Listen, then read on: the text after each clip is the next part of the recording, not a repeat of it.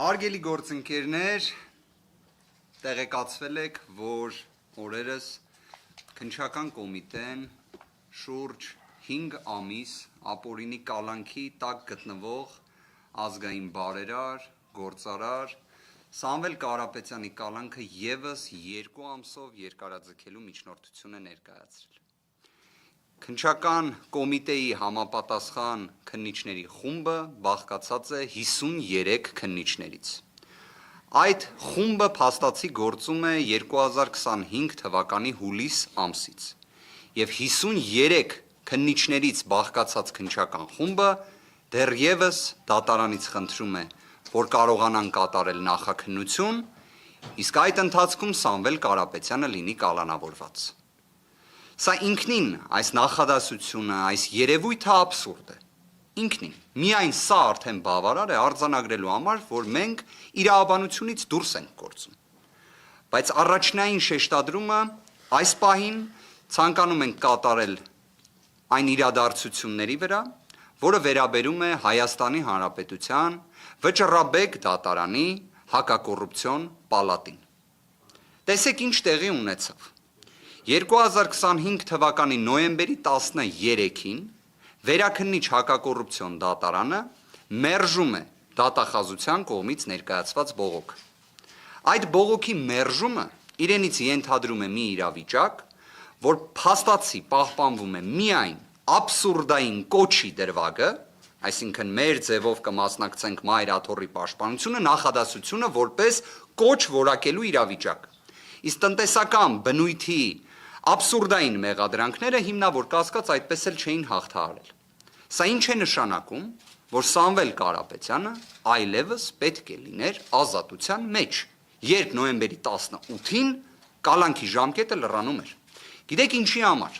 քանի որ կոչի դրվագով ինքնին նախաքննության ժամկետը 5 ամիս է։ 5 ամիս։ Այն կարող է երկարաձգվել 1 ամսով, բացառիկ դեպքերում փորձաքննության նպատակով։ Իսկ 53 քննիչներից բաղկացած քննչական խումբը քանիցս արձանագրել է, որ նման անհրաժեշտություն չունի։ Ֆիքսեցինք նոյեմբերի 13 վերաքննիչ հակակոռուպցիոն դատարանի որոշում։ Ինչ է տեղի ունենում նույն օրը։ Քննիչի կողմից դեռ միջնորդություն չի ներկայացվել։ Երկարաձգման նման միջնորդություն մուտք չէր արվել։ Իդեպ զանգվածային լրատվության միջոցների մեր որոշ գործընկերներ 2025 թվականի նոյեմբերի 12-ին հրապարակել էին տվյալ, որ իբրև քննիչի կողմից նման միջնորդություն ներկայացվել է։ Պաշտոնապես հայտնում են, որ չէր ներկայացվել։ Այստեղ ամենակարևոր հանգամանքը որն է, քննիչը ինչի չէր ներկայացնում, քանի որ քննիչը չգիտեր ինչ միջնորդություն ներկայացնի։ Սա կարծում եմ, թե իմ համոզմունքն է, թե գործընկերներիս համոզմունքն է, թե ցանկացած ողջամիտ իրավաբանի։ Եթե ունես մի հատ կոչի դրվագ, որը ինքնին աբսուրդ է, ամեն գնով ստացել ես 5 ամիս կալանք, տնտեսական բնույթի մեղադրանքներ ունես, որոնք հիմնավոր կասկածի շեմ չեն հաղթահարել, հիմա ինչ պետք է անես։ Եվ ինչ է տեղի ունենում։ Նոյեմբերի 13-ին Վճռաբեկ դատարանը հրապարակում է որոշում։ Հրապարակում է որոշում ստվերային արդարադատության պայմաններում, որտեղ այդ որոշման հրապարակման մասին չենք իմացել մենք, չեք իմացել դուք, չեք իմացել, այսինքն որևէ ձև էլ չունեիք իմանալու, նույն ձև ոնց մենք, բայց դրա մասին գիտեր քննիչը, որտեղից գիտեր, որտև պատկերացրեք քննիչը կարողանում է նոյեմբերի 13-ին, ժամը 18:27 մուտքագրի երկարաձգման միջնորդություն, հղումներ կատարի Վճռաբեկ դատարանի որոշումից, որը մենք չենք ստացել, իդեպ մինչ օրս չենք ստացել։ Կարողանում է կից ներկայացնել Վճռաբեկ դատարանի որոշումը դատարանին, որտեղ Վճռաբեկ դատարանը փորձ է կատարել ցույց տալու, որ տնտեսական բնույթի մեղադրանքներից մեկով իբրև կարող է լինել հիմնավոր կասկած։ Բայց Վճռաբեկ դատարանի որոշումը, ինչքան էլ այն այդքան անհրաժեշտ է եղել քննիչների համար, միևնույն է ուշացած է։ Դրան առանձին կանդրադառնանք։ Բայց պատկերացրեք, Վճռաբեկ դատարանի պրակտիկան ուսումնասիրենք, հասկանալու համար։ Եղել է դեպք, որ Վճռաբեկ դատարանը մոտ 20 օրվա ընթացքում վարույթ ընդունի դատախազության բողոքը եւ որոշում կայացնի։ Եղել է Հայաստանի Հանրապետության պատմության մեջ նման դեպք։ Ես ձեզ հրապարակում եմ վերջին, կարծես 12, նույնիսկ 15 ամսվա վիճակագրություն հենց նույն Վճռաբեկ դատարանի հակակոռուպցիոն պալատի։ ես կներկայացնեմ վարույթ ընդունելու օր, որոշման հրապարակման օր։ Օրինակ, ապրիլի 4-ին վարույթ է ընդունում Վճռաբեկ դատարանի հակակոռուպցիոն պալատը, գլխավոր դատախազի ներկայացրած բողոքը, հենց տիկին Աննա Վարդապետյանի, որը վերաբերում է 33 դրվագ ենթադրյալ հանցանքի, որտեղ ի դեպ դատարանները կալանքը չէին կիրառել։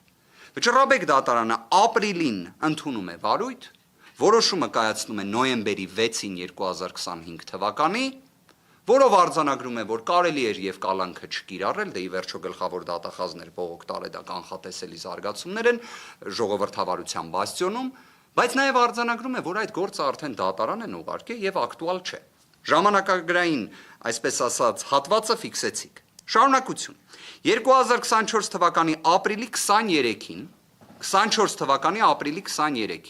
Վճռաբեկ դատարանի հակակոռուպցիոն պալատը վարույթ է ընդունում գլխավոր դատախազի բողոքը, որոշումը կայացնում է 2025 թվականի մարտի 10-ին։ Մեկ այլ դեպքով 2024 թվականի մայիսի 22-ին ընդունվում է վարույթ, որոշումը ընդունվում է 2025 թվականի մարտի 10-ին։ Մեկ այլ դեպքով 2024 թվականի դեկտեմբերի 11-ին վարույթ է ընդունվում, որոշումը հրապարակվում է 2025 թվականի ապրիլի 17-ին։ Մեկ այլ դեպքով վարույթ է ընդունվում 2024 թվականի հոկտեմբերի 30-ին, որոշումը կայացվում է 2025 թվականի նոյեմբերի 13-ին։ Մեկ այլ դեպքով վարույթ է ընդունվում 2024 թվականի հոկտեմբերի 21-ին, իսկ որոշումը հրապարակվում է 2025 թվականի հոկտեմբերի 23-ին։ Ես ունեմ առաջարկ, խնդրում եմ օգնել ինձ այս հարցում, ես առաջարկում եմ, որ Վճռաբեկ դատարանի հակակոռուպցիոն պալատի դատավորների գործողությունների վերաբերյալ Սամվել Կարապետյանի դեպքով, որտեղ մենք արձանագրեցինք, չէ, ստացվում է միջինացված, ողջամիտ իրականության մեջ հնարավոր չէր պատկերացնել այսքան արագ որոշման կայացում, պետք է դիմենք Գինեսի ռեկորդների գրքին, այսինքն համապատասխան հանձնաժողովին, եւ կարծում եմ դա կլինի արդար։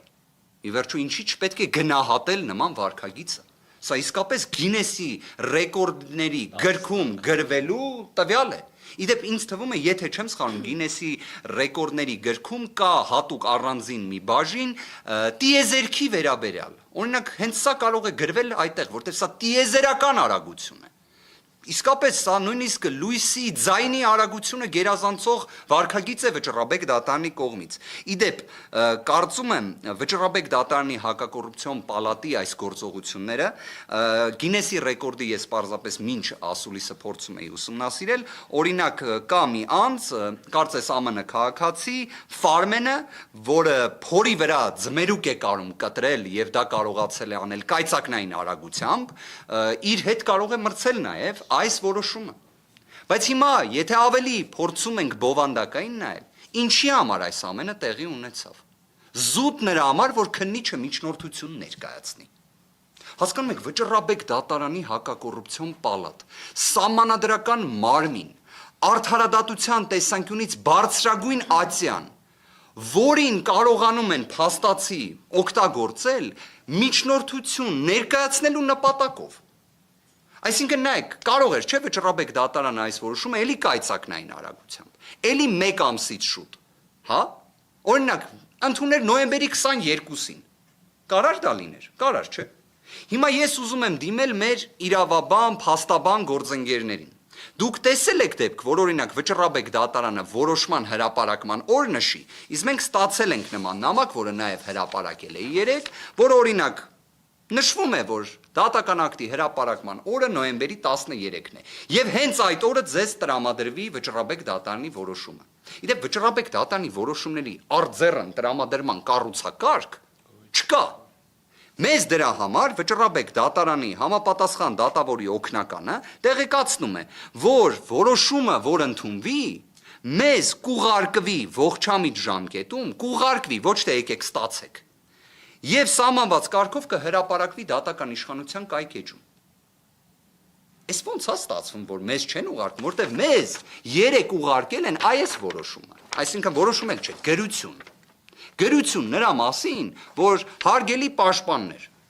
իմացեք, նոյեմբերի 13-ին որոշում է հրապարակվելու։ Սա մեզ ուղարկել է նոյեմբերի 13-ին, թվագրված նոյեմբերի 12, ստացել ենք նոյեմբերի 14-ին, բայց քննիչը կարողացել է ստանալ նոյեմբերի 13-ին։ Սա հարգելի գործընկերներ, ստվերային արդարադատության լույս սփռումն է, որտեվ այլընտրանք չունեին, ի վերջո սա բացահայտվելու էր։ Բայց երբ նժարին դնում ես մի հատ կալանքի միջնորդություն ու վճռաբեկ դատարանի հակակոռուպցիոն պալատ, իսկապես մեր գործընկերներից Ռուբեն Հակոբյան այս պահին ներկա չէ հարգելի պատճառով, բայց հետաքրքիր հանգամանք էր նշել, որ շատերը խոսում էին, որ Հայաստանի Հանրապետությունը, իհարկե շատերը ասելով բացառապես օրվա իշխանությունները, հանդիսանում է ժողովրդավարության բաստիոն, չէ՞։ Օրինակ մեր գործընկերը առաջարկում էր օգտագործել ժողովրդավարության բաստիլ ձևակերպումը։ Իդեպ ես նաև կառաջարկեի դիտարկել ոչ թե ժողովրդավարության բաստիոն։ Բաստիոնը դրական բառ է, բայց պատկերացրեք օգտագործենք բռնատիրական բաստիոն։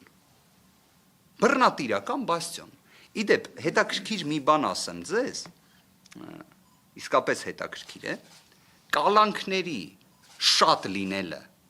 բռնատիրական երկրի հետ համեմատել,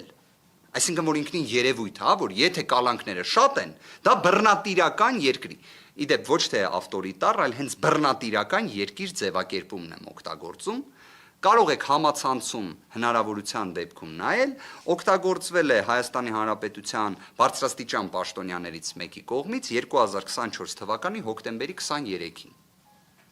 Այս բանը չեմ ասի ում կողմից, բայց կխնդրեմ, որ դուք նայեք։ Նշված պաշտոնատար անձը հրապարակավ ասում է, որ մենք ներդրել ենք տնային կալանքը որպես խափանման միջոց, որտեղ ժողովրդավարական բարեփոխումները դա են պահանջում։ Հակառակը բռնատիրական երկրի դրսևորում է։ Մենք ի վերջո պետք է հասկանանք, որ այդպես չպետք է լինի։ Այսենց մտքեր էին արձանագրվել։ Սամվել Կարապետյանի դեպքում 5 ամիս է միայն կալանքն է գործում։ Որ հարցնեք ինչի համար, ինչ հիմքով, ինչ պատճառաբանություններով։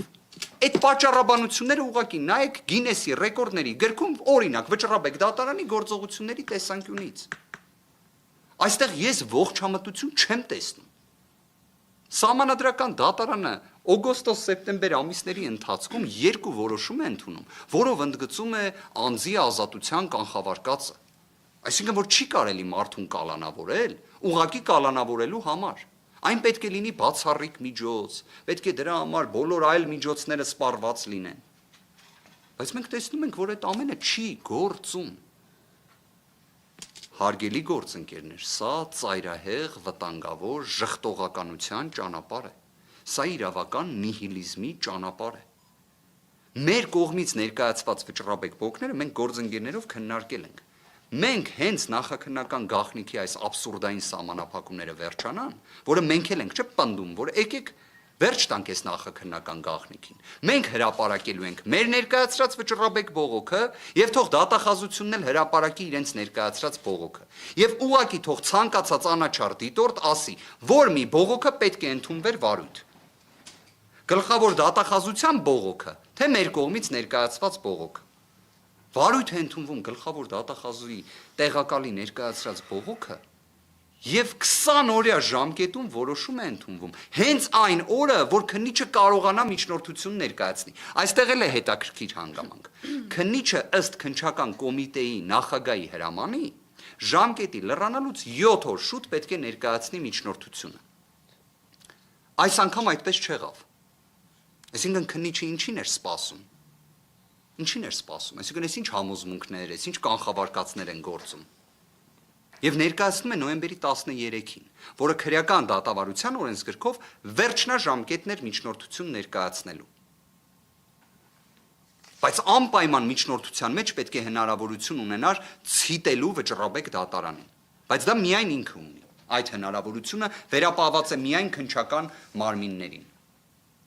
Սամվել Կարապետյանին վերաբերող վճռաբեկ դատարանի որոշում, բայց Սամվել Կարապետյանի պաշտպանական խումբը դա չի ստանում։ Դա ստանում է քննիչը, թե ինչ ճանապարհով գաղափար չունենք։ Իդեպ մի հանգամանքել եմ ուզում նշել եւ խոսքը փոխանցեմ գործընկերներիս։ Վճռաբեկ դատարանը ունի 4 պալատ։ Հակակոռուպցիոն պալատն էր, որ այս գործը քննում էր եւ ռեկորդը սահմանեց։ Վճռաբեկ դատարանի հակակոռուպցիոն պալատի նախագահը նախկինում փաստաբանական գործունեությամբ զբաղված Դավթյան Արտուրն է։ Բայց փաստաբանական գործունեությանը մեկ այլ իրադարձություն էր հաջորդել։ Ինքը քաղաքացիական պայմանագիր կուսակցության անդամ էր։ Երկրորդ հանգամանք սահմանադրությունը ասում է, որ վճռաբեկ դատարանը ունի 2 կարևորագույն լիազորություն։ Ապահովել միատեսակ պրակտիկա,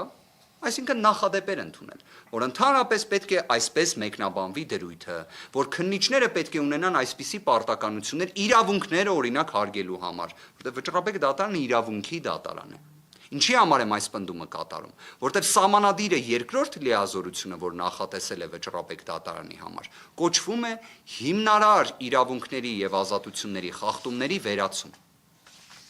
Հիմա ինձ մեկը կարող է ասել, վճռաբեկ դատարանը գլխավոր դատախազի տեղակալի բողոքը ընդունելով վարույթ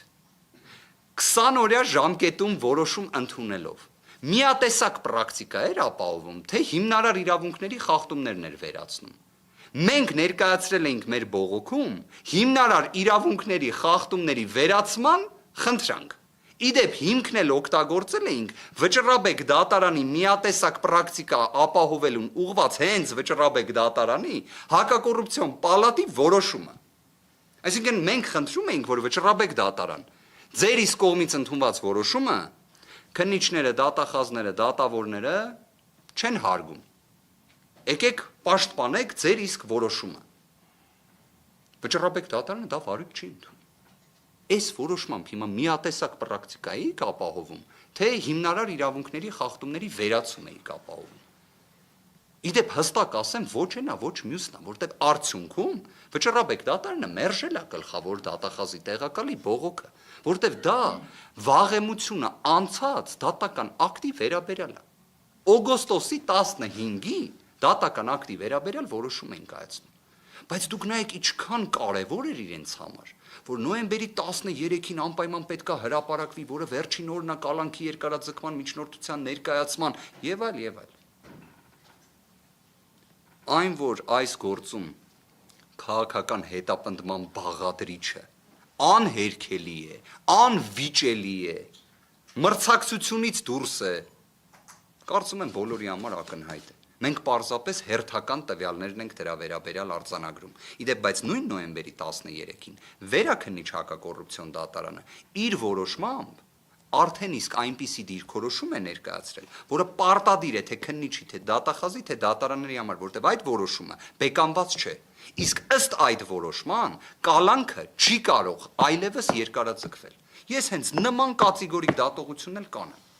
Այն պատճառաբանությունները, որոնք համադրվում են եւ վերլուծվում են, եւ այն միջնորդությունը, որը մենք արդեն իսկ ուսումնասիրել ենք քննիչի կողմից ներկայացված, հնարավորություն չի տալիս